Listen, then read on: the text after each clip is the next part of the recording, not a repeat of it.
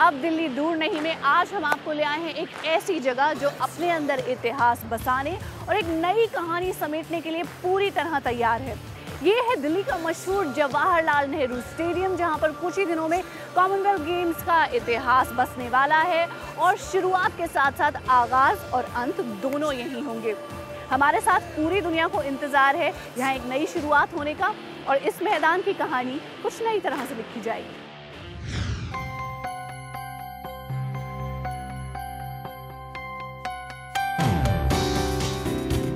3 अक्टूबर से शुरू होने वाले कॉमनवेल्थ खेलों के लिए राजधानी दिल्ली को एक नई शक्ल दी गई है और जवाहरलाल नेहरू स्टेडियम का ये चमचमाता रूप आपकी नजरों में जरूर आएगा।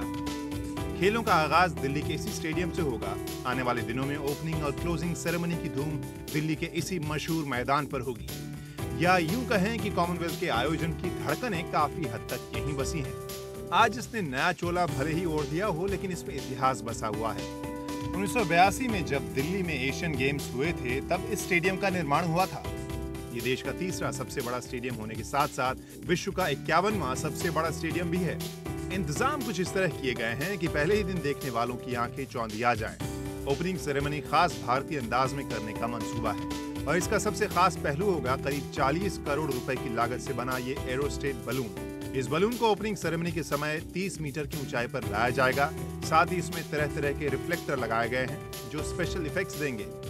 बलून के साथ एक पपेट भी होगा जो इसकी खूबसूरती में 4 चांद लगाता है। अगर इस बलून को आप देखें तो ये बलून बहुत ही सुंदर है, बहुत ही बड़ा है और जो ओपनिंग सेरेमनी के टाइम पे जो एक्सक्लूसिविटी होती है किसी भी ओपनिंग सेरेमनी क्लोजिंग सेरेमनी की, वो ये बिल्कुल दिखाता है। और जो सामने एक पपेट हमें दिख रहा है, इस पपेट को अगर ध्यान से हम देखें तो ये पपेट एक इंडियनाइज एक इंडियन फ्लेवर देने की कोशिश की है, क्योंकि जाहिर सी बात है कि कॉमनवेल्थ गेम्स दिल्ली में हो रहे हैं, दिल्ली इसका आयोजन करा रहा है। लेकिन इंतजाम इससे कहीं आगे की उड़ान भरना चाहते हैं। स्टेडियम में करीब 60,000 लोगों के बैठने की क्षमता है। 10 लेन का सिंथेटिक ट्रैक, एक होल्ड अप एरिया और 2 वार्म अप एरिया हैं। करीब 1000 एथलीट्स के लिए जगह है। 150 मीटर की अंडरग्राउंड टनल भी है जो खिलाड़ियों को ले जाने के लिए बनाया गया है। सबसे खास स्टेडियम होने के साथ साथ इसके लिए इंतजाम भी बाकी वेन्यू से बेहतर करने की कोशिश है। ये बिल्कुल एक वर्ल्ड क्लास स्टेडियम सामने आया है। अगर आपको इससे किसी भी स्टेडियम, मैंने भी बहुत खेल देखे हैं, ओलंपिक्स भी देखे हैं, एशियन गेम्स भी देखे हैं, तो you can match this stadium with anyone, it is second to none. और बड़ी खुशी होती है हमें देख के, क्योंकि हम भी पहले सोचते थे कभी हमारे देश में भी इतना सुंदर स्टेडियम बनेगा।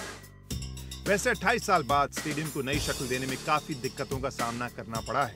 इसे रिनोवेट करने के लिए 961 करोड़ रुपए का खर्च आया है। हालांकि अधिकारियों का दावा है कि तैयार होने के बाद अब ये स्टेडियम लंदन के ओलंपिक स्टेडियम जैसा दिखता है।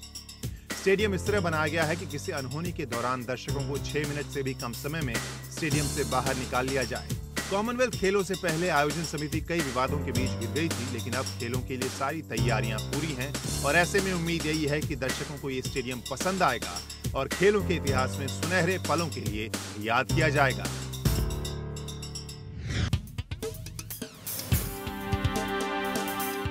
अब 4 साल बाद एक बार फिर उनसे वही इतिहास दोहराने की उम्मीद है।